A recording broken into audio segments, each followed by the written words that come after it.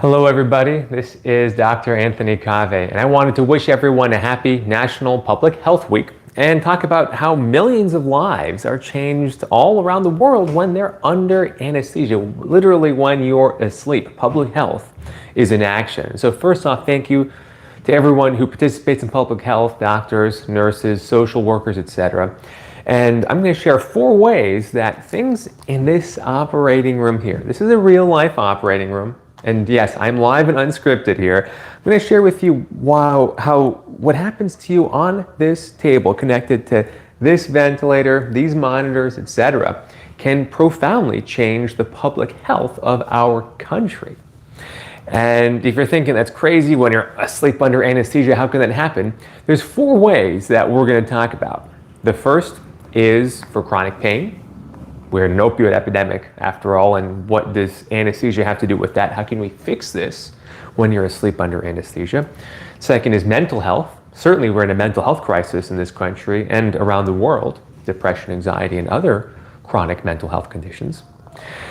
There's smoking and nicotine addiction, one of the most addictive substances known to mankind, and how that can change when you're under anesthesia. And lastly, the environment. Regardless of your stance on global warming or climate change, we certainly know that certain gases that are used when you're asleep under anesthesia out of that ventilator there do have very large environmental impacts, which, regardless of your political stance, should be known because of the very large contribution that healthcare has to CO2 emissions. But first, a shout out to Heidi, Chris, Ig, Sheila, I see so many people on here. It's good to see you. And once again, happy National Public Health Week. So let's first start, how about with smoking and smoking cessation? So nicotine, like I said, one of the most addictive substances known to mankind, yet somehow patients can wake up after surgery and quit smoking cold turkey. This is not only anecdotally abundant after surgery, but there's also emerging data. This is because, as you probably know, smoking has huge impacts on what happens to your body under anesthesia. Remember that you often have breathing tubes in your mouth. Well, I shouldn't say breathing tubes, a breathing tube when you're asleep under anesthesia, because it's connected to the ventilator here. When you're connected to the ventilator with the breathing tube, if you're a smoker, you may have higher risks. That's why we always encourage perioperative smoking cessation. So you quit smoking, ideally 1, 2, or 3 months before surgery.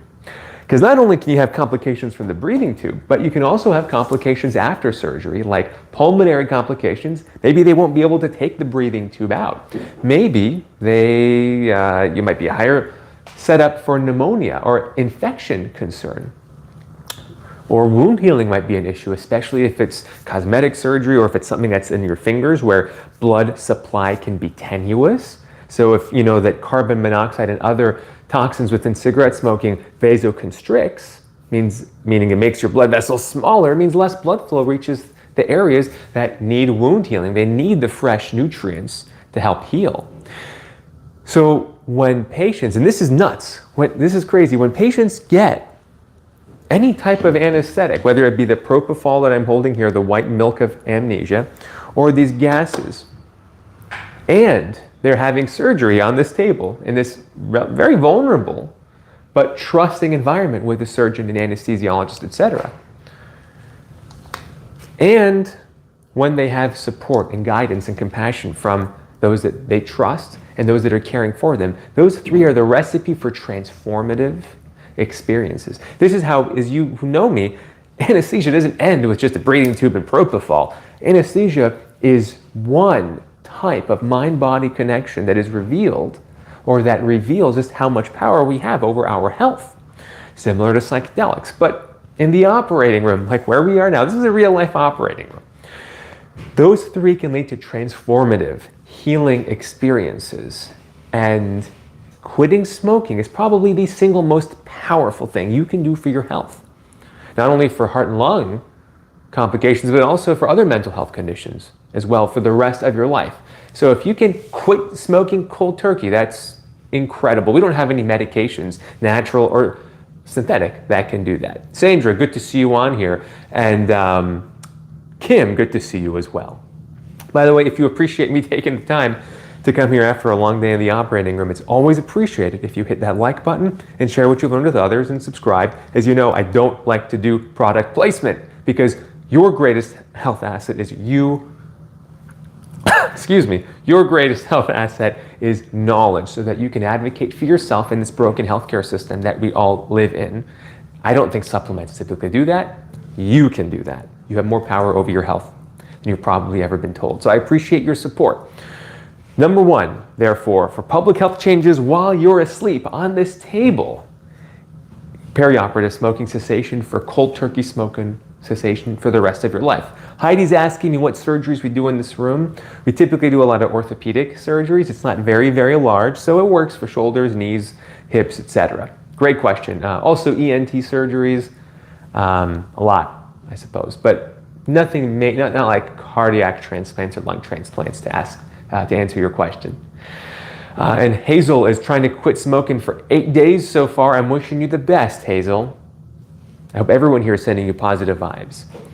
And Joe, thank you for the kind comments. So number two, I mentioned mental health and postoperative depression, anxiety, kinesiophobia. They're just some examples of how your mental health can be rattled after anesthesia.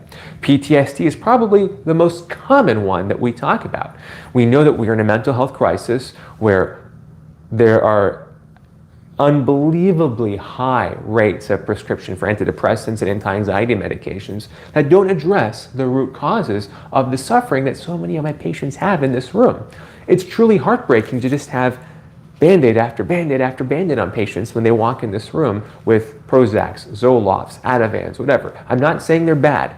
They are powerful in the right setting. However, if we can tap into our inner healing potential to naturally be able to overcome these struggles and heal naturally, that's always preferable because there aren't side effects. It's an internal locus of control, and it's probably more sustainable for a longer period of time, especially in the elderly who are at risk of polypharmacy. We talked about this in other videos. It's very powerful to remember this.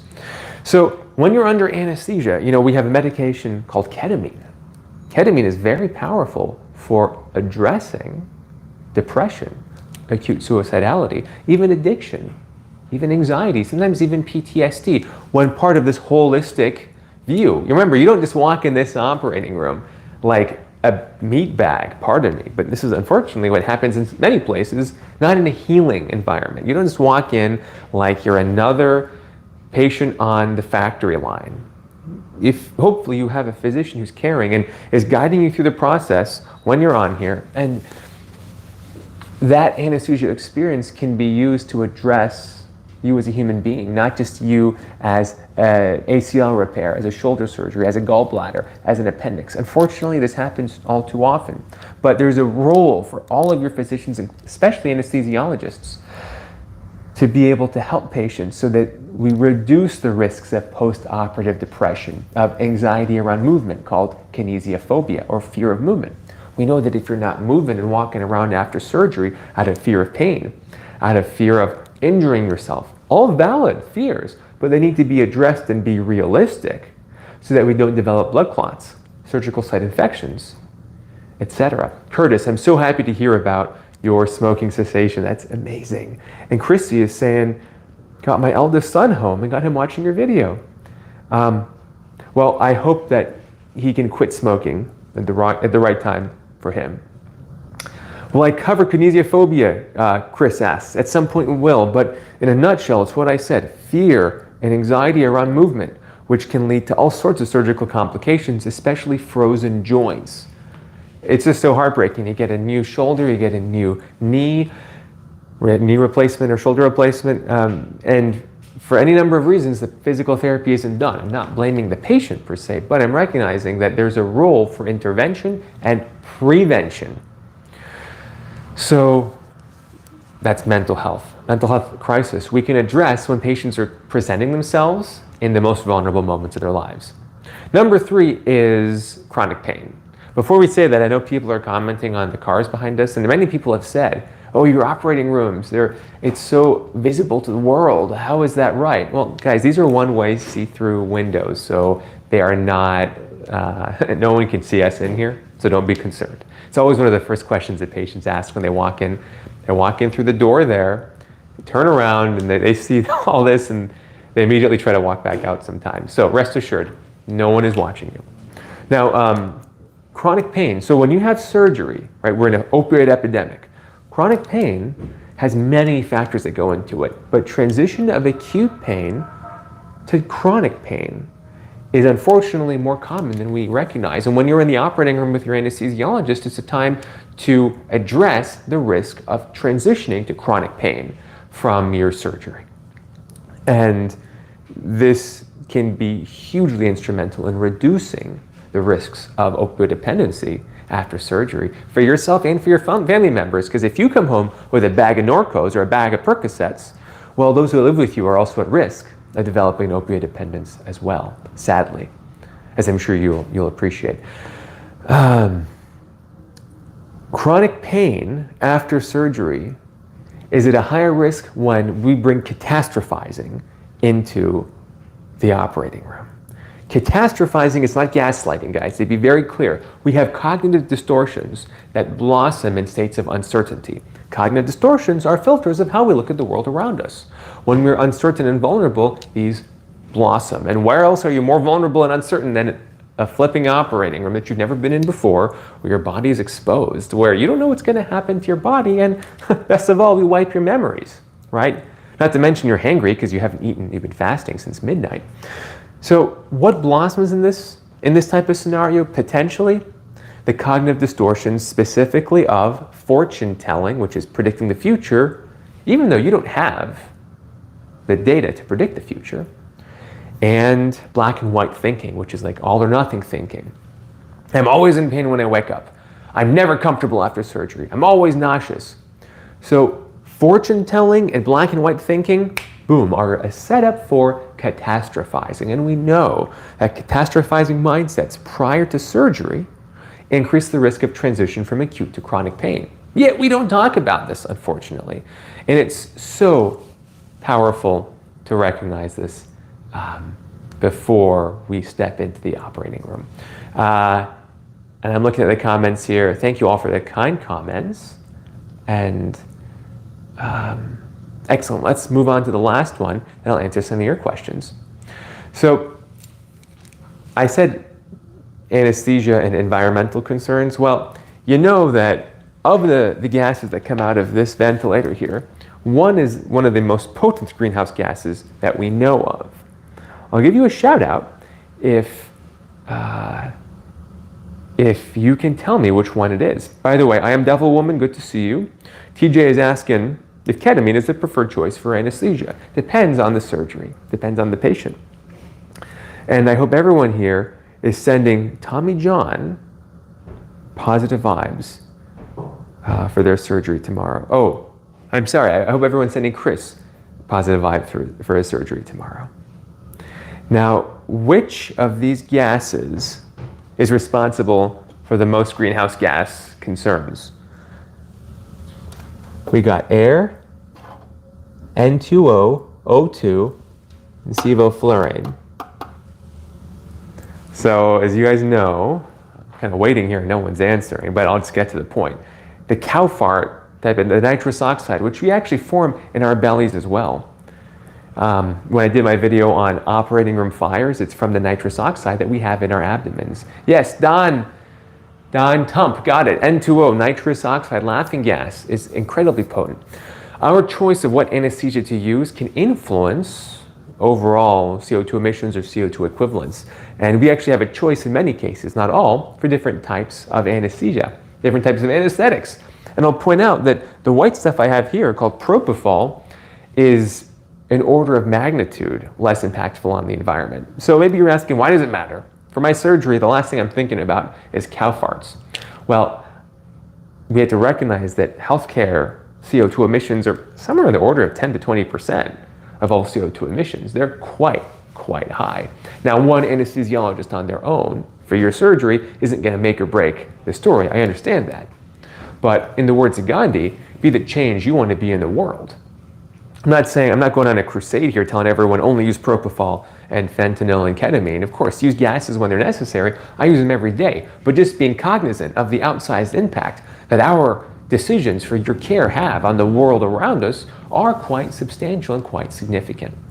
And I hope that we all recognize that not only does the patient matter, but the whole world around us matters, that the patient's going to go back home to in the end. And we know that elevated temperatures in certain areas of the world increase the risk of certain infectious diseases, talking about all those mosquito-borne illnesses.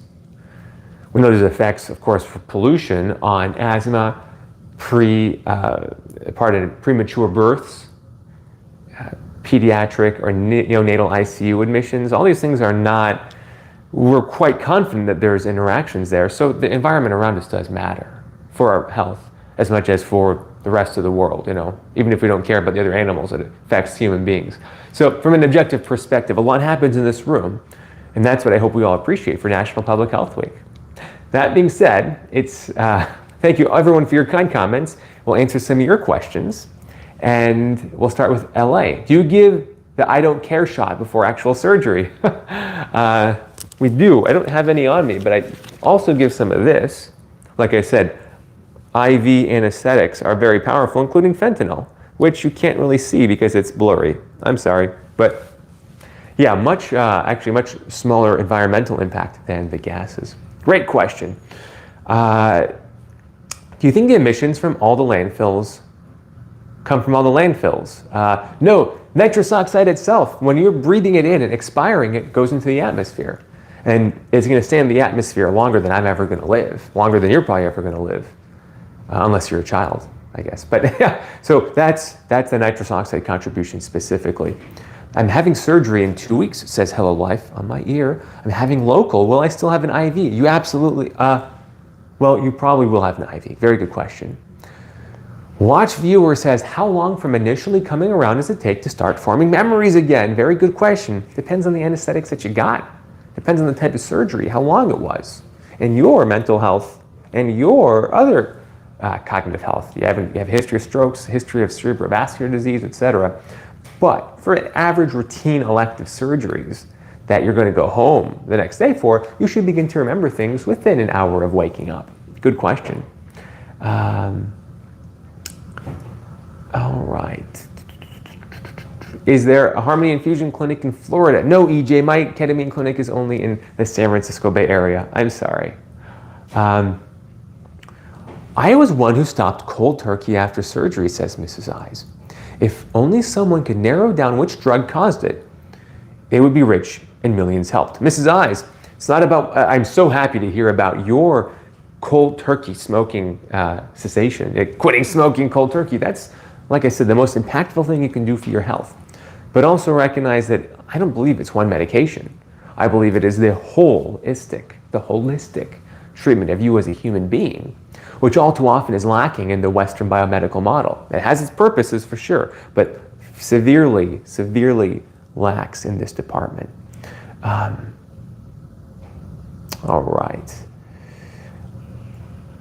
I am Devil Woman. I was playing a game when I got the ding for live stream. I died in the, oh no! Sorry about that, I am Devil Woman. Sophia Mary. Plus, I really don't want to risk remembering any of it. So yeah, Versed said it would be nice if propofol alone won't do that. Yes, we had a whole episode on why we give medications like Versed. Are we hiding something? You should watch the video if you want to hear about it. Cusco's. How do you deal with patients that cannot hear during surgery? Very good question. Very good question. I just have a clipboard and I write stuff on there ahead of time. Very good question. If possible, I want them to keep a hearing device in if that's what helps them hear. My child is getting general anesthesia with dental work, so nervous. I am hoping I am making the right decision with the anesthesia. Can I give you peace of mind, Amanda?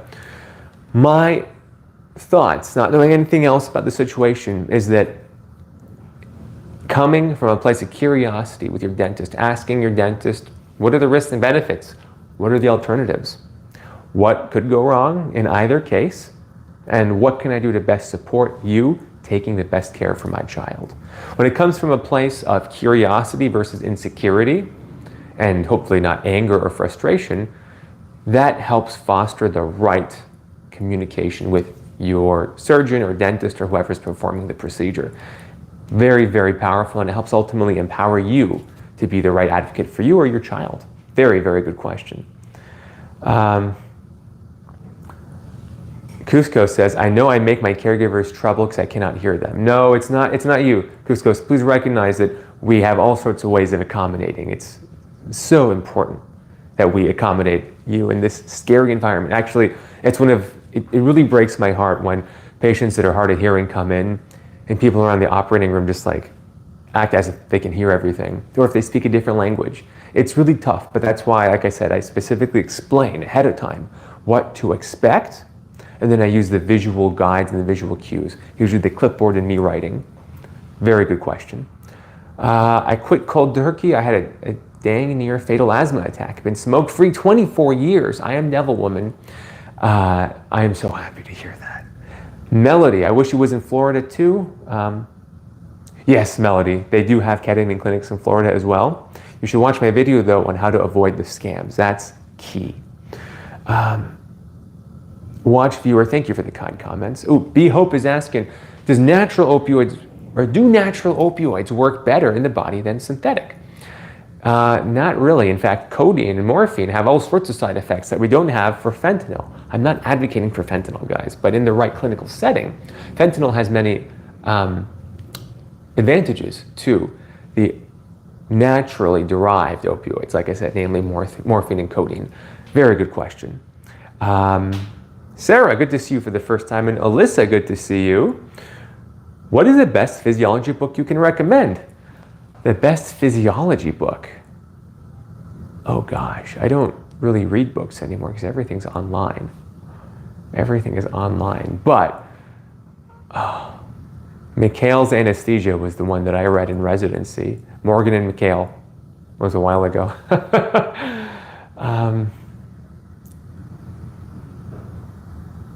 Chris says, having PTSD from combat, how much does that impact what you may or may not remember? PTSD can cause all sorts of other memories to come up. Whether those interfere with forming new memories or not isn't always clear. But, as we've talked about before, recognizing that the PTSD can be revealed under anesthesia and taking the steps to help prevent it from being problematic and causing panic attack-like symptoms is very powerful. I don't know if it's going to impact how fast you wake up per se. It certainly might impact if you're waking up in a panic attack, you may or may not remember that, but it depends on many other medications being used. Sleep apnea, should I be concerned? Yes, Sam, discuss it with your anesthesiologist, and I have quite a few videos on OSA. Good.